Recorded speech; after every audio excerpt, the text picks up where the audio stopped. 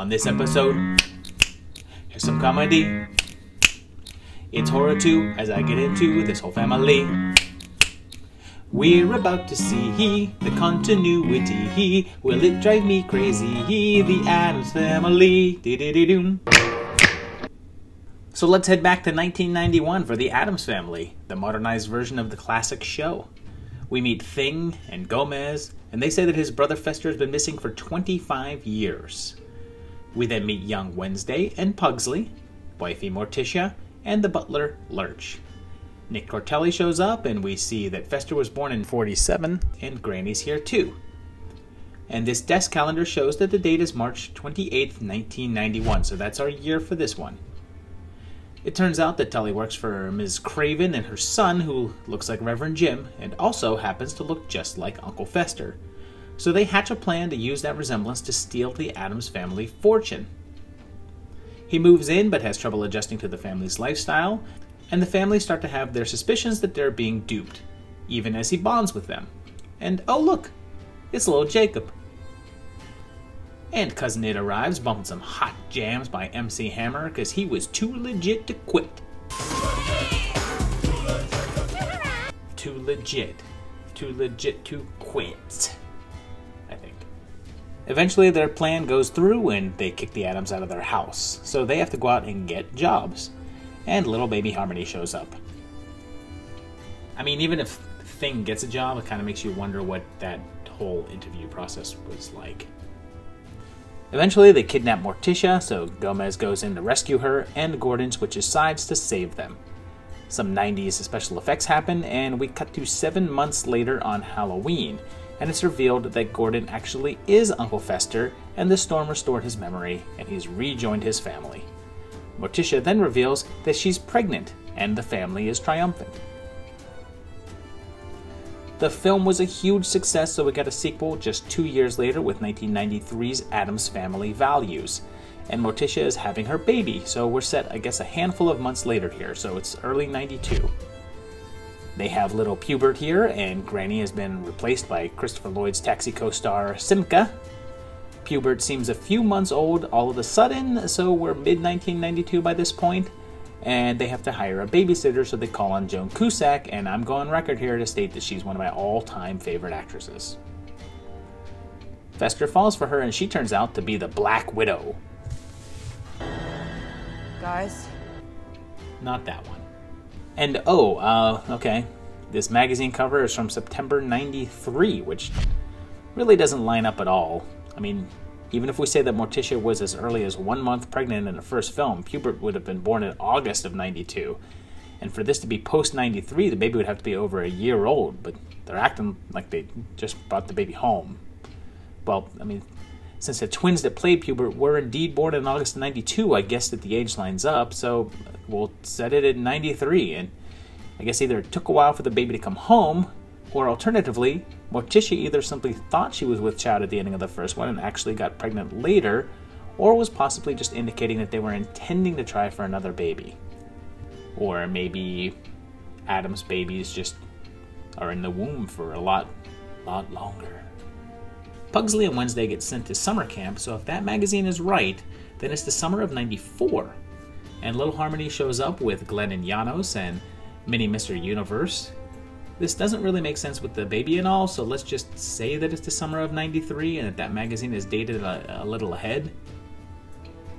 Fester and Debbie get married, and she unsuccessfully tries to kill him, and failing that, makes him over and makes him split from the family.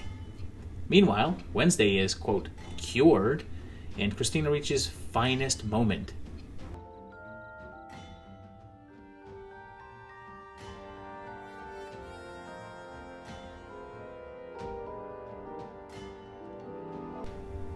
Terrifying. And I guess it's Thanksgiving, so I guess it's the November of 93, and it's not summer camp, it's winter camp. November makes more sense with that magazine cover, but I mean they call it summer camp in the beginning, so I guess they're just doing a Thanksgiving play in summer. The kids get their revenge, Monk shows up, and Debbie takes the family hostage, but they're rescued by Pubert, causing her to get electrocuted and turned to ash, which is pretty hardcore for a family film. It jumps to some time later, and Fester meets his perfect woman, and it's Pubert's birthday. So if we're rolling with the baby being born in late 92 and that magazine cover was wrong, that makes this August of 93 or thereabouts, and that was sadly the last of this version since Raul Julia sadly passed away 1 year later in 1994, and they decided not to move forward with a third entry because of it. But 5 years later, they gave it another shot with the 1998 direct-to-video entry, Addams Family Reunion, which was actually a soft reboot and was not really connected to the previous films. We meet our new kids, and Gomez is way more Pennywise, and that's as obvious of a green screen as this one. Lurch and Thing are back, played by the same actors, but Morticia's more mermaid than before. Grandmama and Fester are also new as well, but if you want this to be in continuity, I suppose it's possible, although Pubert is missing. This check is weird because it shows a date of June 18th, 1919. I mean, unless it's supposed to be 1999 or something. We meet Gomez's parents, Estelle and Professor Ragnar, and there's more bad puns. The spot on my glass. That's impossible. Spot died several years ago, didn't he, children? I know how you feel, Lurchy. They get invited to a family reunion, but it's the wrong family, and Stan Sitwell is a part of it. Pugsley finds love with Haley Duff, while Cousin It appears back home, and under that hair is apparently Phil Fondacaro, and I'm going on record here to state that I think he's a crazy understated actor. Mr. Hand is here, Mindy's dad pops up for literally one scene, and there's mayhem including the worst CGI dog since Crappy Doo. And then the Addams Family gets arrested. Clint Howard pops in and everything turns out all bright, I guess. It ends with, I believe, the 4th of July and a nuke goes off at the other Addams house, I guess killing everyone there? Including Gomez's parents? I mean, I guess that's a little dark. So from a date standpoint, it's definitely not 1919 like that check suggests, so let's just roll with real-time 98.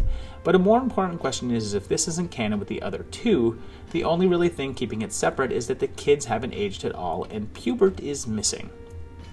So due to that, you can view this as a separate alternate continuity, but there's enough similarities to consider them the same.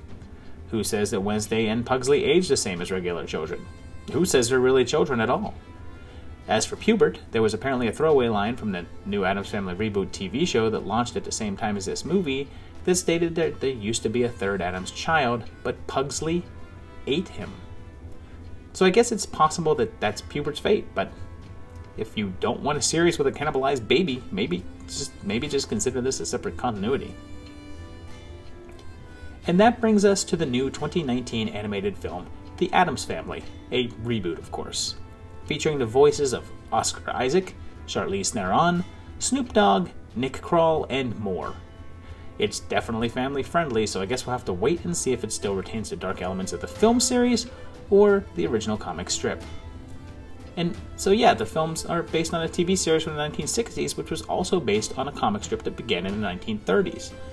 It was also an animated series, a TV reunion movie for the old show, and also a rebooted TV show in the late 90s that brought back John Astin.